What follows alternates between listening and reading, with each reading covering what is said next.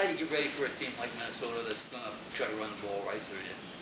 I mean, you just got to find the right mix of personnel that you have. It's a little bit different in a lot of ways than what we've what we played as far as what they try to do. Schematically similar, their personnel is a little bit different. So, got to try to match that the best we can. That's the only thing that you really can do. Was this O-line stacked to the O-lines you faced this year? Their offensive line, where does it stack up to the ones you faced this year? I mean, it's it's really really good, but different. And I guess the best way to put it, because they're obviously extremely big. But they probably work as well together as a unit as anybody that we've played for what they do, and it always makes it tough, And they're experienced, they're big, they're strong. Obviously their tackles are as big as anybody we've played, but they're different in a lot of ways. But they work extremely well together with their scheme.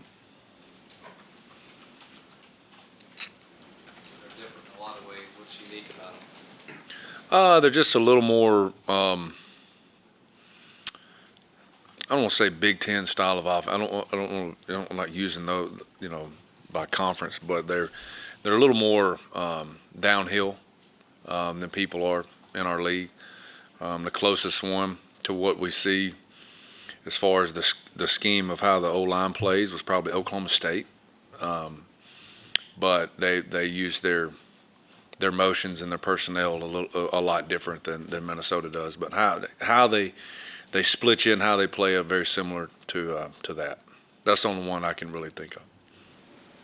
Fair to say that you're matching quickness against their strength and size? Yeah. I mean that's fair to say. Yeah, that's fair to say.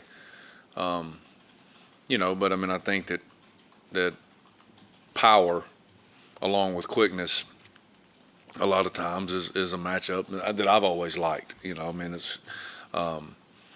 Power and explosiveness as opposed to size. Y'all have heard me say that about our guys before and how we evaluate and how we recruit. And I think that has some advantages. It has some disadvantages also.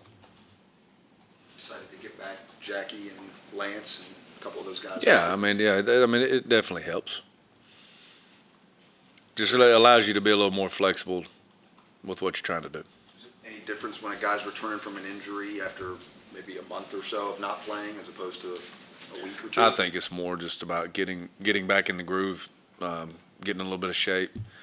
It's just like any sport where you're constantly moving. If you don't do it, once a week, football, or 2 or 3 times a week, basketball. I mean, it doesn't take long to get out of that, to get out of shape a little bit. Not necessarily out of rhythm, but that's probably the biggest thing they've got to get back, is just say playing at that tempo, at that sustained effort for that long. That when you're out of that for a while, that's what gets you more than anything. Saw a stat. They've attempted the fewest passes, except for the service academies this year. I think they're averaging like 20 a game. Do you go into the game thinking, well, they may throw it more, kind of like the deal like Baylor did, where they kind of caught you off guard a little bit, or do you say, well, this is what they're going to do, and we work on that? I mean, I think the first thing you have to do is worry about what they do. You can't go in, with what ifs. Now you have to understand they also are very, very high in the country in time of possession. So those 20 pass plays, there may only be 35 to 40 run plays. So it's not as big of a difference sometimes as you think it would be, because they're managing the clock. So it seems like that, hey, if there's only 20 passes, there's got to be, that's a quarter of the plays, when it's probably more like a third, I would guess. I don't know, but I would just guess. Because of their style. Exactly. Does that put a little more emphasis on like winning first down though, trying to get? Yeah, I mean, I think no matter the opponent, when you play somebody that's their style of play, that you have it helps if you can get them behind the chains, but you also have to be you have to be careful. You have to be smart, because he just mentioned Baylor. That's where they caught us, was a first down I'm sorry, not a first down, but an early down pass play that got us for a touchdown, and that's what you don't want to do. So you have to be careful with how, I guess greedy is the word to use there. You got to be careful. They've run it on everybody. Is there a pattern to the way they're running it? Is it similar to how they're running the ball on people when you watch them? I mean, that's what they want to be good at, and that is what they're good at. And so when you're good at something, you're good at it, and that's got a lot to do with a combination of scheme and personnel together.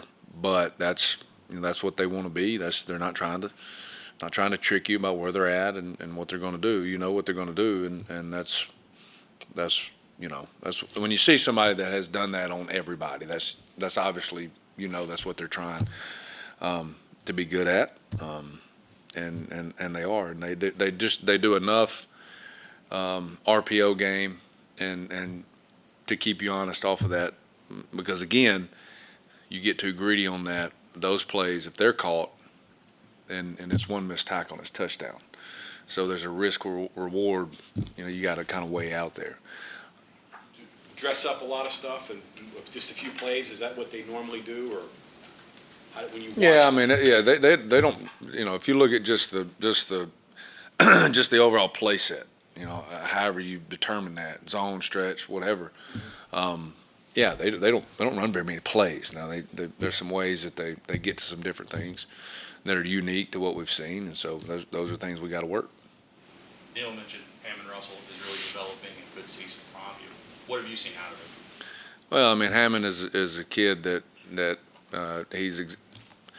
he developed in his first year exactly how we wanted to. He was a 6'3.5", 6'4" plus kid who we knew was a big defensive end. His skill set was not normally what a defensive end would be, but if you look at his body structure, and he's already 200 and almost 90 pounds, somewhere in that range. And that's what you want. That kid is going to be able to play multiple positions for you. As an edge guy in high school, as an inside guy in college, and so he's his best football is ahead of him. But in the short amount of time he's been here, he's developing in a way that I'm very pleased with. You're going to probably lose a pretty significant chunk of this unit, and this is probably going to be the last game we see 3, 4, 5 of these guys in, and they've been a part of turning this defense around to being a pretty good defense. I mean, does that set in at all? And just what is this group that you probably lose after this game into this program with you personally? I mean, a lot. I mean, you look at guys, Josh Chandler, Taj Austin, Dante Stills, Alonzo Adai, Sean Mahone. I mean, those are guys that have played a lot of snaps here.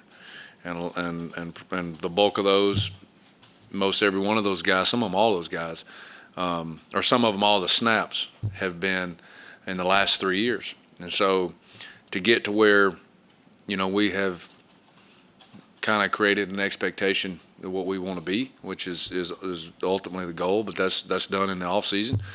So it's meant the world to me. I mean, what they've done, what they've been able to do. You talk about a group last year and led all Power 5 in total defense. I think number 4 overall on all 130 whatever. I don't even know how many there are now. 30, 31, 32. Led the Big 12. And this year, while I think a lot of people expecting a tremendous drop off, they're really, if there was one, it was due to some shortness in some areas and some unexpected injuries, and so we really didn't. I think we've been good where we needed to be good.